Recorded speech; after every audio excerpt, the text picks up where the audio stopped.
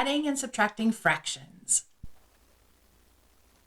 Let's add these fractions, 2/3 plus 1/5.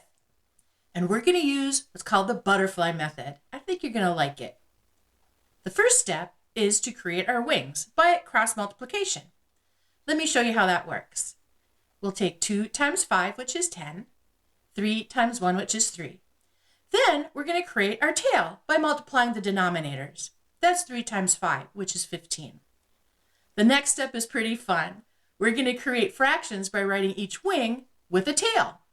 Our first wing is 10 and our tail is 15. Plus, the second wing is 3 over 15. That gives us 10/15 plus 3/15 and a common denominator. All we have to do next is add the numerators, 10 plus 3, and we have our answer, 13 over 15. Has my video helped you understand this problem? You're not alone. Listen, I'm here to help you every step of the way. Join other Math Hub Club members in my Fraction Mastery course, where we simplify those tricky problems into easy to understand steps, just like we did. You'll build your confidence and truly master fractions. Let's tackle these challenges together and really unlock your full math potential. Let's get back to the fun.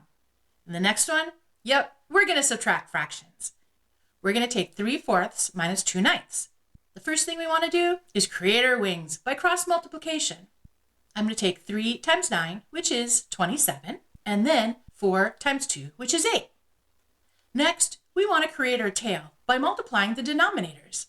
That's 4 times 9, which is 36. Here's the fun part. We're going to create fractions by writing each wing with a tail. Our first wing is 27, and our tail is 36, minus our next wing is 8 over 36. That's 27 over 36 minus 8 over 36. And we have a common denominator right away. Next, we're going to subtract the numerators, 27 minus 8. And that gives us 19 over 36. And we did it.